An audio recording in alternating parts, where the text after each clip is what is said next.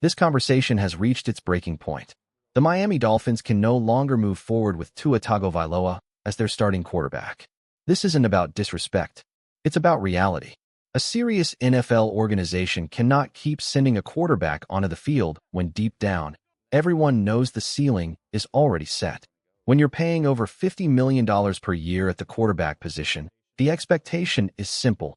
Elevate the team when the stakes are highest. November, December, January. The moments that define franchises. And that's where the trust completely disappears. Miami has built a talented roster. Speed. Physicality. A revamped rushing attack, meant to travel in tough environments. On paper, this team should be able to win on the road late in the season. But none of it matters when defenses no longer fear the quarterback. When opponents load the box, dare you to throw downfield, and know there's no punishment coming, the entire offensive identity collapses. And before we go any further, if you're locked into this NFL discussion, don't forget to subscribe to the channel, like the video, share it with your friends, and hit the bell icon so you never miss an update. If you love real football conversations, you're in the right place. Now back to the truth Miami fans don't want to hear. Once the Dolphins fall behind, everything unravels. Defenses pin their ears back. The run game disappears. And when the quarterback is forced to win from the pocket in tough conditions, the results are painfully familiar. This has followed Tua throughout his career. Cold weather, late-season pressure, meaningful games. The pattern doesn't lie. Yes, the stat line will try to fool you. Completion percentage, passing yards, a shiny quarterback rating. But anyone who actually watched the game knows the story was already written. The Dolphins were buried early. The outcome was never in doubt. Garbage time production doesn't change that. This league isn't about looking good on a box score. It's about delivering when everything is stacked against you. And that's the standard franchise quarterbacks are held to. Miami has reached the point where hard decisions can't be delayed anymore. The evidence is overwhelming. The window is closing. And continuing down the same path only guarantees the same ending. The question now isn't whether change is uncomfortable. It's whether Miami is finally ready to face reality. Forget the box score. Forget the surface-level numbers. What matters is how a quarterback performs when the game is still alive. And in this one, Tua Tagovailoa disappeared when it mattered most. In the first 3 quarters, when Miami still had a chance to take control or respond, the offense went nowhere. After a Pittsburgh touchdown in the 3rd quarter, the Dolphins needed a drive to stabilize the game. Instead, they stalled completely. At one point, Miami was being outgained 138 yards to -20 in that stretch. In a must-have moment, the quarterback couldn't move the football. The interception in the first half tells the entire story. The play design wasn't perfect. It was a play-action concept with a deep corner route by Jalen Waddle and a deep crosser coming across the field. There was no true outlet to the left flat to influence the coverage. Better spacing could have helped. But none of that excuses the throw. The opportunity was there. If the ball is placed around the 15-yard line, the defender is beaten, and Waddle has space to make a clean catch along the sideline. Instead, the pass comes out late and short. A 5-yard underthrow allows Asante Samuel Jr. to recover and step in front for the interception. In the NFL, that margin is everything. Franchise quarterbacks make that throw. This one didn't. And this isn't an isolated mistake. It's a reflection of deeper limitations. The arm strength isn't there. The ability to create outside of structure isn't there. When the pocket breaks down, there's no mobility, no improvisation, no second reaction. Watching him attempt to escape pressure feels like watching a quarterback at the very end of his career, not someone in his late 20s, not someone being paid $54 million a year. Even the one trait that once defined him, timing and accuracy, has slipped away. Missed throws have piled up all season. Passes behind receivers. Balls dying in the air. Missed opportunities that change games. So the question becomes unavoidable. What does he do at an elite level? Right now, there is no answer.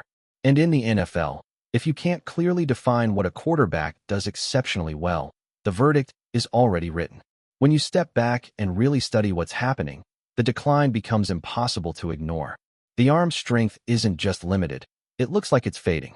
The accuracy that once defined Tua Tagovailoa no longer shows up consistently. And mechanically, things look broken. Too often, his body opens up early. His base isn't set. His hips aren't driving through the throw. The ball comes out weak, floating instead of cutting through the air. In the NFL, Power doesn't start with the arm. It starts from the ground up. The lower body generates torque. The hips transfer force. When that chain breaks, everything else suffers. Elite quarterbacks can sometimes survive without perfect mechanics. Players like Patrick Mahomes, Josh Allen, or Matthew Stafford can make throws with raw arm talent alone. But most quarterbacks don't live in that category. And right now, Tua doesn't even have his foundation. The lower body explosion is gone. The hip drive is missing. And it's fair to question whether the hip injury late last season permanently changed him as a player. Since then, the throws have lost velocity. The margin for error has vanished. Defenses don't fear being punished deep anymore, and they're playing accordingly.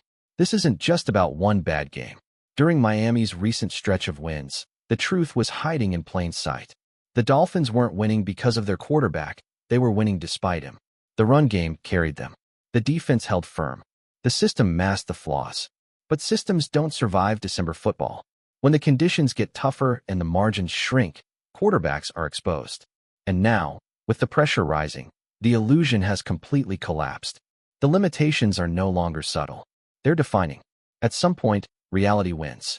And for Miami, that moment has arrived. There's another uncomfortable truth that has to be addressed. Miami's wins didn't come against elite competition. Look at who they beat. The New York Jets twice. The Washington Commanders. The New Orleans Saints. The Atlanta Falcons. And then there's the lone outlier. The win over the Buffalo Bills, powered by Josh Allen mistakes more than Miami dominance. What ties those wins together isn't quarterback play. It's the run game. When Miami wins, it's because Devon Achane is heavily involved. The numbers don't lie. The Dolphins are undefeated when Achane gets 20 or more touches. When he doesn't, the offense collapses. That's not balance. That's dependency. And that leads to the obvious question. If the run game drives this offense, why couldn't Miami lean on it against Pittsburgh? The answer showed up immediately in the second half. Once the Steelers gained control, their defense made a clear statement. They stacked 7 defenders in the box and dared Miami to throw the football. They took away the run first, then sat aggressively on everything underneath: slants, hitches, outs, shallow crossers. Anything under 10 yards was smothered. And why wouldn't they? There was no threat downfield. Not because Miami lacks weapons, far from it. Jalen Waddle is one of the most dangerous vertical receivers in the league. This team has speed, separation, and matchup advantages. But none of it matters if the quarterback can't consistently attack defenses deep. When a defense doesn't respect the vertical passing game, everything shrinks. Running lanes disappear. Windows close instantly. Drives die before they begin. That's exactly what happened in the third quarter, when Miami produced negative yardage and failed to cross 100 total yards until garbage time. This wasn't a talent issue. It wasn't a scheme issue. It was a quarterback limitation being exposed in real time. Against disciplined, physical defenses, especially late in the season, Miami's formula falls apart. And as long as opponents know they can eliminate the run and sit on short throws without consequence, this offense has no counterpunch. That's not a recipe for winning meaningful football games. That's a warning sign. At the core of it all is the same problem. The quarterback does not scare anyone downfield. Defenses don't hesitate. They don't back off. They don't adjust. And in today's NFL, that is a fatal flaw. The conclusion feels unavoidable now. Miami has to make a change at quarterback. Continuing down this path only guarantees more of the same. Head coach Mike McDaniel was asked about the possibility of a switch, and his response focused on patience and avoiding overreaction. But at some point, caution turns into stagnation. This game was an opportunity, a real one. A chance to silence every lingering narrative. Cold weather struggles, road failures, late season collapses against winning teams. Instead, every concern was confirmed. Not one part of the organization rose to the moment.